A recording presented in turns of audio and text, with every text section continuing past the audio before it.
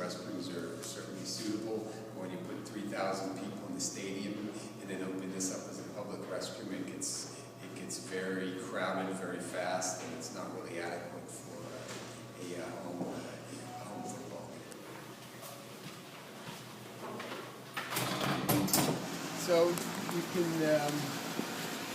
this is where a good number of our spectators come in through that ticket entrance on Nittany Avenue. We've looked at the limited restroom facilities we have. The interesting thing about Memorial Field is it's just not only our varsity football field, it is our only, it's two things, it's our only stadium facility. So we do play soccer here, we play field hockey here, we play both boys and girls soccer. All of our JV, 9th grade, middle school games are played here for football. We play rugby and lacrosse here.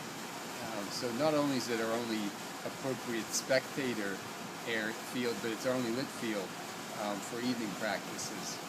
So it gets a lot of use, and many times, because there's no locker rooms at the facility, if we sometimes have a girls lacrosse team trying to get ready for practice, and they'll be in that small restroom trying to get 20 or 30 girls changed so they can get out in the field and practice or get ready for a game. So the field and the stands are one issue, but the lack of amenities, the lack of restrooms, the lack of locker rooms, the lack of concession areas really create a whole secondary level of problems here at Memorial Field. This is our home bleacher area. It seats close to 3,000 people, not quite a total of 3,000, but we've had to close part of the bleachers due to subsidence associated with the sinkhole. It's currently, we've separated the affected part of the stands from the stable part of the stands. We'll be removing the part of the stands that's directly over the sinkhole, and then we'll do some excavating over the winter months to try to repair that sinkhole area. And the board's debating, once the sinkhole is repaired, how to proceed with replacement of the stands or what the eventual future Memorial Field is. You get a good view of our west bleachers from here. Those are our visitors' bleachers. The board is currently looking at a project to replace those bleachers because the need for replacement there is due to both deterioration of the very old steel bleacher set as well as deterioration of the retaining wall behind the bleachers. We've had to close this far left-hand section of bleachers because the retaining wall is deteriorated enough that it's pushing the bleachers forward. And I'll take you over there and get you a closer look at that.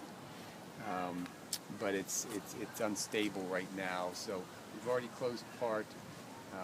These either need to be replaced in total or abandoned in the very near future. We've installed the artificial turf in 2003, and we had an 8-year warranty on it. We expected to get about 10 years out of the surface, so obviously that 10 years is coming to an end, and we're planning for the replacement of this turf surface.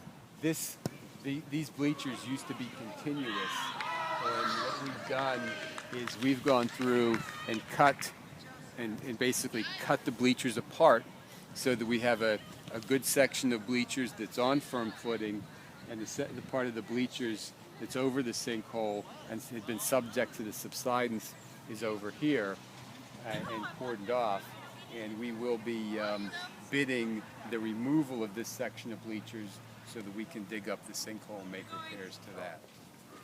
That storm grate in there is the top of the sinkhole. The sinkhole's been there for as long as we know. When we bought the property in 1914 for $3,000, it was noted in the sale documents that as the sinkhole. So we know very well that it's been a sinkhole since the day we purchased it. The stormwater from approximately the surrounding 50 square acres drains into this sinkhole. It is the low point of downtown State College, so it's long been repository for the stormwater in this area.